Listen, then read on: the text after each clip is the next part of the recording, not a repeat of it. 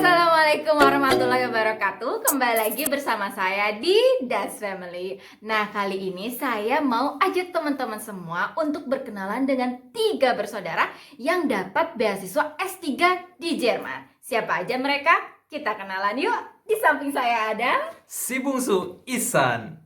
di sampingnya lagi, Yang tengah Mila. dan yang terakhir. Yang pertama Cikal Wildan. Oke, nah mereka semua ini dapat beasiswa S3 di Jerman. Kita kenalan dari Mang Idan deh. Mang Idan katanya pernah dapat beasiswa S3 di Jerman. Ya, Di mana ada. nih Mang Idan? Jadi saya menyelesaikan PhD saya di Max Planck Institute di Dresden. Max Planck Institute itu salah satu lembaga ternama tidak hanya di Jerman tapi di dunia. Beasiswanya, fundingnya saya dapat dari Marie Curie, yaitu salah satu lembaga sains di Eropa untuk penyandang dana ya. Jadi saya dapat beasiswa dari Marie Curie dan tempat riset saya di Max Planck Institute. Lalu saya defense atau sidangnya di TU Dresden. Jadi dapat gelarnya dari TU Dresden. Oke, jadi tempat risetnya itu di Max Planck Institute dan defense-nya di TU Dresden. Iya. Sedangkan yang tengah ini, yang tengah Teh Mila dapat S3 di Saya sedang melaksanakan studi saya S3 di DLR, Deutsche Zentrum für Luft- und Raumfahrt, tahun keempat. Insya Allah doain selesai bentar lagi ya. Amin. Sekarang saya dapat beasiswa dari program DAAD DLR. Oke, jadi Teh Mila ini risetnya di DLR. Itu kalau di bahasa Indonesiain kayak apa? Aerospace ya? Jerman Aerospace Center, Jerman lembaga Aerospace. antariksa Jerman. Ya, lembaga antariksa Jerman dan afiliasi universitasnya di Universitas Gießen. Universitas Gießen. Nah, si bungsu ini dari mana, Aisyah? Jadi kalau saya ini agak berbeda sama mereka. Jadi saya base-nya dari universitas yaitu TU Berakademi Freiberg. Di sana saya menjadi researcher, kerja sekalian juga nanti promosi kedoktoran gitu. Dan dapat beasiswa funding dari ERC, European Research Council. Oke. Nah, jadi kalau Aidan sama Teh Mila ini di lembaga riset kerjanya, tapi Aisyah di universitas. Ya. Nah, saya tuh penasaran sih, kalian kok bisa sih bertiga S3 di Jerman? Kenapa nggak negara lain gitu? Kenapa harus tiga-tiganya Jerman gitu? Apa sih yang ngebuat kalian semangat untuk kuliah sampai S3 di Jerman? 3 bersaudara. Coba dulu nih. Ya, siapa dulu yang mau jawab? Aisyah. Ihsan. Berat nih sebenarnya. Sebenarnya aduh apa ya, selain faktor keluarga ya yang tadi kakaknya pada di Jerman juga, lalu ada juga saya pengen seperti Habibi yang di Jerman ini menjadi peneliti, dan alhamdulillah kesampaian juga meneliti di Jerman ini. Jadi inspiratornya Pak Ya. Habibie selain kakak-kakaknya yang udah S3 duluan di Jerman. Ya. Kalau Teh Mila gimana Teh Mila? Sebenarnya hampir sama, cuman ada bedanya sedikit. Jadi dulu saya mengambil S2 itu di Jepang, kemudian saya pulang ke Indonesia. Nah, pas di Indonesia ini kan ada waktu buat berpikir kira-kira mau S3-nya lanjut kemana. Nah, pas setelah S2 ke S3 itu saya mikir kira-kira apa ya mimpi yang belum tercapai gitu. Nah, terus saya ingat di peta hidup saya itu saya tuh harusnya kuliahnya di Jerman gitu. Nah, dan kebetulan juga kakak saya sudah di Jerman terlebih dahulu. Itu pun yang memotivasi lebih lanjut karena ada keluarga, bisa belajar, itu kan plus-plusnya banyak ya. Nah, habis itu saya mulailah apply gitu. Awalnya apply-nya di luar Jerman, tapi saya dapat berita lowongan dari teman saya bahwa ada bidang saya yang tertarik. Kemudian saya apply untuk S3 di tempat itu. Alhamdulillah jodohnya. Jadi peta hidup yang dituliskan berapa tahun lalu ya, berarti tahun 2007 terlaksananya 13 tahun. 2016 berarti Pelaksananya 2000. ya, berarti sekitar 9 tahun kemudian Allah mengijabah doa saya. Terus kalau Mang Idan? Motivasi pribadi sih, saya pengen tahu dunia luar. Hanya waktu itu saya suka ikut konferensi fisika di ITB. Tapi saya dari Unpad bukan dari ITB ya. Jadi waktu saya di Iya Unpad. nih, Teh Mila sama Aisan ini dari Anak ITB. ITB. Ini anak Unpad. Iya, mereka anak gajah, saya anak kujang. Ada kerja. Jadi saya sering-sering ikut conference di ITB, conference fisika gitu, dan kayaknya asik kayaknya kalau belajar di Eropa. Dan waktu itu pematerinya ada juga dari Jerman. Dan setelah itu saya bertekad untuk pergi ke Jerman, ditambah motivasi dalam diri juga untuk meningkatkan kesejahteraan hidup dan keluarga ya.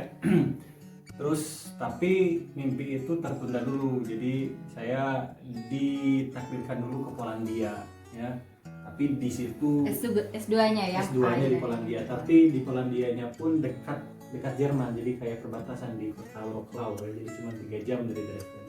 Setelah itu Allah baru mengabulkan doa saya ke Dresden untuk melakukan riset S3 di Jerman. Oke, jadi ini sebenarnya menarik banget sih karena ternyata memang faktor keluarga itu saling mendukung tuh penting ya untuk saling mendukung supaya sama-sama bisa bareng gitu dapat beasiswa. Ini kalian kok bisa sih semuanya dapat beasiswa? Sebentar, Aisan dapat beasiswa dari PRC, Teh Mila dari AD. Iya, DLF. Kalau Mang Aidan Marie Curie. dari Marie Curie. Nanti kita bahas nih beasiswanya masing-masing ya secara detail. Terus yang pengen saya tanya, ada nggak sih sebelumnya faktor gitu kayak maksudnya hambatan kalian susah nggak sih untuk dapat beasiswa? Terus kalian gimana caranya berjuang untuk dapetin beasiswa itu? Jadi sebenarnya gini, sebenarnya kalau ada satu orang pioner yang suka bikin motivation letter, dokumen-dokumen yang untuk melamar beasiswa ya, yang dia udah punya pengalaman di situ. Kebetulan saya 2 tahun 10 bulan itu kerjanya ditolak beasiswa. Jadi saya tahu mana motivation letter yang bagus, mana cover letter yang bagus, mana proposal yang bagus, mana proposal yang jelek. Nah, pengalaman itu saya pakai di Poland dan juga di ke Jerman juga, dan saya bagiin aja ke adik-adik saya. Jadi kita saling mengoreksi mana motivation letter yang jelek, mana yang bagus, gimana meng-email profesor. Jadi semua kita saling sharing. Jadi sama sharing support. ya. Yeah. Itu, Karena informasi yang kayak gitu nggak dimudah didapatkan ya. Yeah. Jadi karena udah ada kakak yang terlebih dahulu, asal kita teliti kira-kira perlunya apa, butuhnya apa. Terus misalkan kalau misalnya ada salah satu syarat yang nggak memenuhi, itu kita bisa langsung aja email, jangan takut sama pihak beasiswanya karena mereka akan ngasih tahu cara lain kayak gimana.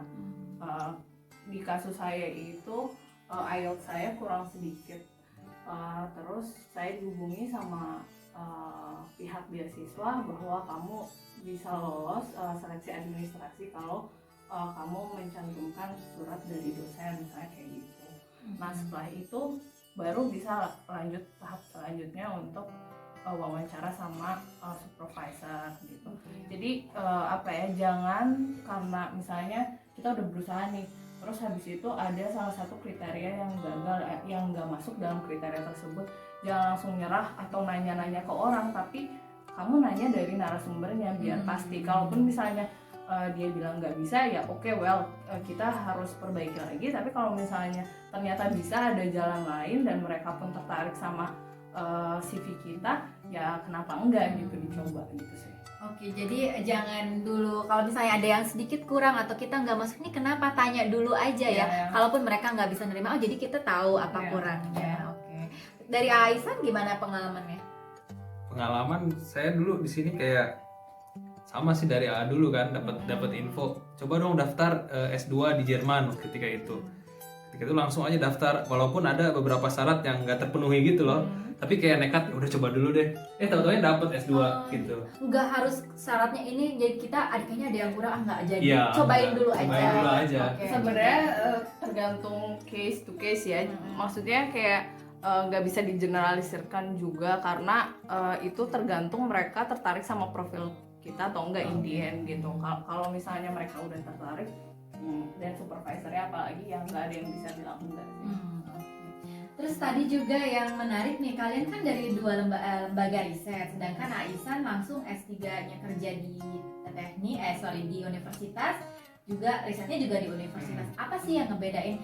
Mungkin dari Aidan dulu, Aidan kayak gimana prosesnya? Oh, mungkin ini yang menarik, kadang suka ada yang nanya sama saya, sebenarnya S3 di Jerman tuh cukup nggak sih buat keluarga? Terus besarannya seperti apa? Mungkin setiap beasiswa kan beda-beda ya. Mungkin dari Aidan bisa ngasih informasi tentang beasiswa Marie Curie waktu itu. Jadi tuh saya jawab pertama dulu untuk yang kerja di institut. Ya. Jadi kerja di institut itu nggak harus mengajar Jadi- Bedanya sama di di universitas, universitas. ya. Jadi kita punya kontrak 39 jam sampai 40 jam per minggu, dan kita harus masuk dan harus memiliki performa yang baik dalam bekerja, ya seperti biasa aja. Dan mereka punya standar riset sendiri untuk kita penuhi gitu. Jadi nggak awalnya nggak mudah juga gitu. Kita butuh adaptasi yang sangat luar biasa. Dan itu seperti bekerja. Jadi kita dapat gaji, bayar Dapat pajak, kontrak, dapat ya. kontrak, bayar asuransi. Nah, dengan bayar asuransi itu keluarga juga di cover gitu. Jadi kalau bawa istri, bawa anak, itu semua tercover. Jadi kita tugas di sana tinggal belajar aja gitu. Jadi beasiswa Marie Curie itu cukup untuk berkeluarga dan punya anak juga cukup. Per tahun ini berapa beasiswa Marie Curie? 38.000 euro dulu. 38.000 naik, euro. ya. Untuk tahun berapa? 2012. Tahun 2012. 2012. Saya mulai sampai 2017. Oke. Kalau Teknila gimana di DLR? Di DLR DAD sebenarnya kalau dari kontrak itu hampir sama ya kayak sama Max Planck, karena kita kan lembaga riset. Cuman kita mulainya dari ada jam kerjanya, mungkin lebih fleksibel ya, atau jam kerja. Kalau aku orang teori ya, jadi fleksibel. Asal dipenuhi per minggu, Iya. minggunya. Kalau Asal janji kita dipenuhi, jadi kita bikin proposal dan kita harus hit target gitu. Kalau aku itu dari setengah 7 pagi mulainya sampai jam 8 malam. Jadi Lama juga ya? iya, maksudnya tapi nggak boleh melebihi itu. Biasanya kalau yang di universitas itu boleh melebihi atau boleh minus kali ya, yang aku dengar sih. Jadi kurang fleksibel. Tapi aku sebagai yang suka jamnya dari jam sekian sampai jam sekian, aku senang banget karena aku bisa Ngatur waktunya ngatur ya. waktunya. Terus aku juga punya waktu untuk aku sendiri sama keluarga. Itu sih yang paling aku suka dibandingkan aku dulu waktu di Jepang. Nah, kalau DAAD sendiri berapa besaran beasiswanya waktu Teknila? Karena Tahun aku berapa? programnya DLR DAD, aku masuk itu tahun 2016. Itu awal masuk itu sekitar 1.400 Euro ya per bulan. Sekarang 1.700 euro per bulan. Itu alhamdulillah Cukup ya, Cukup. bisa ajak pasangan juga. iya, alhamdulillah. Nah ini nih yang baru masuk nih, Aisan di universitas gimana? Kalau di universitas tadi bedanya sama institut kan berarti ada ngajarnya. Jadi ngajarnya itu kita dikasih tanggung jawab ngajar untuk nemenin student buat tutorium. Oke. Jadi ketika profesor udah ngajar nanti ada satu Tutorial. kelas tutorial gitu. Jadi itu kewajiban ngajarnya. Di lain situ juga kita harus kerja riset yang kita proposal udah kirim. Itu ngajar dari semester awal, Iya, maksudnya Aisan dari- kan baru iya. masuk ya. Dari ngajar semester awal. Jadi kayak tutorial gitu lah, ngerjain soal bareng gitu. Ada kalau ada student yang mau nanya-nanya gitulah. Kayak Hmm. jadi kayak asisten gitu ya. Asisten dosen asdos kalau di Indonesia Asdos. itu. Oke. Lalu apa tadi pertanyaannya kedua? Beasiswanya itu dari Dari European Research Council. Ya, European Research Council itu berapa per bulannya? Kayaknya dengar-dengar lebih besar dari Ya segituan Yang lah lain. pokoknya. Jadi di sini tuh ada tingkat gaji itu ya. oh, Tingkat gaji itu ada misalnya ada tingkat gaji PNL apa ya, kayak pegawai itu ditingkatin, lulusan S1 berapa gajinya, lulusan S2 berapa. Nah, kebetulan saya udah lulus S2 jadi di tingkat 13 namanya. TUV ya, ya. kalau di Jerman. Nah, 13 ini ada tingkatannya lagi, nanti ada 50%, ada 75, ada 100%. Itu tergantung sama jam kerja per minggu. Jam kerja. Ya, kalau di Aisan berapa saya jam? dapat 75%. Jam kerjanya Ya, dan itu sekitar per jamnya 16 euro. per jam. Ya, jadi 30 kali. Wah, lumayan juga nih buat teman-teman nih yang mau S3 di Dihitung ya. Jerman. Beneran ini pengalaman dari 3 bersaudara ini, insya Allah nggak usah takut, bisa bawa keluarga, insya Allah cukup ya, cukup banget bisa bawa keluarga. Dan keluarga juga bisa dapat les biasanya ya, di Jerman itu banyak yang ada yang dari, kalau DAAD dikasih DAAD, kalau yang lain bisa dari lembaga-lembaga untuk orang asing di Jerman gitu. Nah, tadi saya pengen tahu kalau Aisyah nih yang menginspirasinya Pak Habibie. Teh Ya. Mila sama Aidan gimana? Kalau menginspirasi ya sama sih sebenarnya Pak Habibie lah, siapa lagi yang Habibie. Jadi dari inget banget dari SMP aja kan udah pingin masuk sekolahnya Pak Habibie kan di Insan Cendekia, alhamdulillah masuk. Nah, jadi Teh Mila ini sama Aisan sama-sama di Insan Cendekia. Kita pernah bahas nih, kalau yang belum nonton videonya Aisan nih bisa lihat nih. Aisan juga dari Insan Cendekia. Iya, terus sampai mikir pingin mendapatkan pendidikan atau pengalaman yang sama Pak Habibie gitu. Bisa kuliah di Jerman kayak gimana rasanya, dan menurut aku sih itu pengalaman yang apa ya, kayak rich, kayak banget gitu. Aku jadi lebih enjoy science, terus habis itu aku juga jadi tahu gimana sih meneliti itu, gimana lebih dalam gitu, dan aku kayak suka kerjaanku gitu, jadi scientist. Jadi saintis nih katanya kan karena lagi di Jerman Aerospace. Ini ada niat nggak mau jadi astronot ke NASA gitu? Jadi astronot. Kalau dilihat dari persyaratannya sih kayaknya udah terlalu telat, tapi ya Oh, ada batas umur atau gimana? enggak sih, dari kan ada seleksinya macam-macam. Banyak ya. Iya banyak. Dan itu juga banyak seleksinya, banyak banget tahapannya. Kalau misalnya dengar dari cerita temen yang kerja di sana juga, jadi saya kayak oke, mungkin untuk anak saya. Amin, insya Allah ya bisa jadi inspirasi buat generasi selanjutnya. Kalau Aidan gimana? Wah, ini saya agak sulit kalau ditanya tentang inspirasi ya, karena kalau kedua adik saya ini dari SD, SMP, SMA tuh mereka tuh bisa dibilang brilian lah gitu. Jadi terus ranking Kalau ya. Aidan gimana? Kalau saya tuh kayak mobil PW kodok gitu. Pelan-pelan, slowly but surely. Jadi waktu itu motivasinya apa? Saya ingin lihat dunia Islam di luar aja. Jadi ingin tahu bagaimana dunia perkembangan Islam di luar Indonesia gitu, terutama di Eropa ya. Itu yang memotivasi saya untuk keluar, dan toko sih saya bilang gitu. Oke, Ya, jadi lebih ke karena ya agama ya. iya, karena lebih ke agama ya. Jadi kalau mereka berdua memang dari SD-nya emang excellent gitu. Kalau saya SD-nya juga gimana? Kalau mereka anak ITB kan, kalau saya anak Unpad gitu. Oke, jadi nih ada pesan buat teman-teman juga, jangan pernah takut meskipun kalian dari nowhere istilahnya, tapi siapapun bisa untuk sekolah setinggi mungkin gitu. Jangan pernah takut kalian SD-nya di mana atau SMP, SMA atau kuliahnya di mana, siapapun bisa untuk kuliah setinggi mungkin ya. Karena menurut aku sih sebenarnya yang paling penting Yang paling penting apa Teh Mil?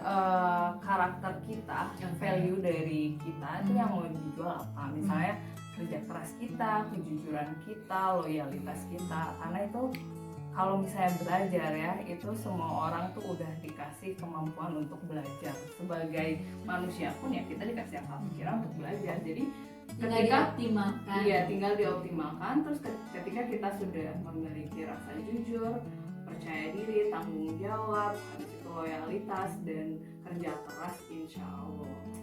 Luar biasa nih pesannya. Keren. Terus kalian senang apa sih, suka dukanya kalian bareng gitu semua di sini? Ada suka dukanya dulu deh, dukanya. Dukanya waktu belajar Enggak bareng gitu, bisa bareng atau sih ya selama S3? kalau duka sih Banyak. enggak ya.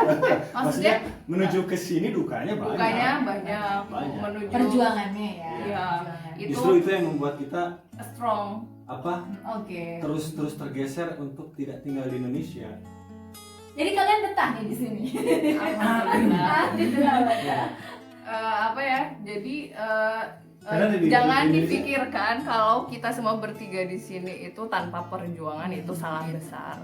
Karena orang kalau misalnya nonton Des Family cuman baca chapternya Des Family aja, belum baca chapter 90 chapter sebelumnya. Jadi bisa dibilang kami ini sangat bersyukur bisa mendapatkan pendidikan yang Masya Allah ya, maksudnya dengan keadaan keluarga jadi alhamdulillah banget gitu. Tapi ada saat-saatnya juga kita terjatuh ya sekeluarga ya jatuh tapi Bangkit saling lagi, support, saling nggak support bangkit lagi. lagi. Jadi bayangan dukanya begini ya mungkin ya, bayangannya kita kita sempat diprediksi untuk semua putus sekolah. Sampai segitunya ya. Iya, Orang iya, memprediksi Ya, Semua putus kalian sekolah. nggak bisa lanjut lagi sekolah. Nggak bisa, Oke. nggak bisa Terus sama akhirnya sekali. kalian Secara punya- logika manusia nggak bisa sama sekali. Oke. iya. Terus akhirnya kalian malah punya motivasi Iya. sendiri. Iya. Ya, dan mungkin ketika orang punya pikiran negatif, nggak tahu sih, kalau saya itu udah terbiasa dari kecil ketika orang punya negatif, saya selalu bilang saya akan membuktikan bahwa saya nggak gitu. Jadi energi negatif itu saya jadikan jadi energi positif. Jadi dan alhamdulillah sih, maksudnya bukan setelah sekarang juga, maksudnya belum bisa dibilang sukses atau jauh, Masih masih berjuang, jauh, ya? masih berjuang, banyak perjuangan tiap hari. Tapi kayak apa yang diperjuangkan itu, masya Allah, maksudnya pilihannya tepat lah. Dia selalu minta bimbingan sama Allah, ditunjukkan jalan lagi yang lebih baik. Dan yang gimana lebih nih baik. orang tua kalian? Peran orang tua ibu dan bapak? Ya masya Allah ya ibu ya. Ibu yang membuat. Ya. Bisa deh. Ya. Ini Nah, aja ngomong. Bilangnya ngomong. Oh. ya tuh Aisan sekarang Oh, Aisan. tuh. Gimana San? Aisan peran bapak ya, bapak sama ibu selama Aisan sampai bisa sekarang di sini. Ya alhamdulillah sih, mereka mah bantu doa ya. Bantu doa, Ya, itu yang paling penting sih. ya. Doa Ya. dari orang tua. Pokoknya kalau ada kesulitan di sini gitu ya, di sini kan kita juga awal-awal ada pasti culture shock, terus habis itu kita juga harus mengajarkan beda standarisasinya dan sebagainya. Tapi insya Allah kalau doa ibu tuh, Bu minta doain ya, alhamdulillah langsung bolak-balik hatinya. Ya, doa ibu, doa orang tua itu Doa paling bapak. mujarab. Ya, doa. Nih kalian, saya minta nih 3 kata dari kalian untuk memotivasi adik-adik atau teman-teman yang pengen sekolah S3 di Jerman. 3 kata. 3 kata. Silakan. Jangan cepat menyerah. Oke, jangan cepat menyerah. Oh. 3 kata. Tapi Boleh. dalam satu kalimat. Boleh dalam satu kalimat, boleh 3 kata. Ini dulu silakan. Aku Kita dulu. lagi mikir. Kerja keras, happy, mimpi. Kerja keras, kata-kata. happy, mimpi. Hablum minallah, hablum minannas, persisten dah. Oke. Habdu minallah, habdu minanas, persisten. Jadi kita terus berdoa sama Allah, Ya. memperbaiki ibadah, hubungan dengan orang lain, dengan sekitar, Ya.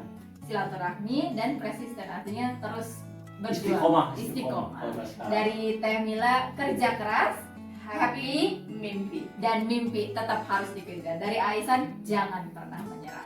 Seru banget nih ngobrol sama, buat saya sih jadi inspirasi 3 orang ini, meskipun saya belum sekolah setinggi mungkin kayak mereka, tapi benar-benar saya bersyukur dikelilingi orang-orang yang memang punya semangat tinggi untuk tetap sekolah. Nah, buat teman-teman yang pengen tahu lebih detail tentang mereka bertiga ini, tentang beasiswanya, kita nantikan Das Family selanjutnya. Dan jangan lupa untuk tetap nonton channel kita di Das Family. Sampai ketemu lagi ya. Assalamualaikum warahmatullahi Assalamualaikum warahmatullahi wabarakatuh.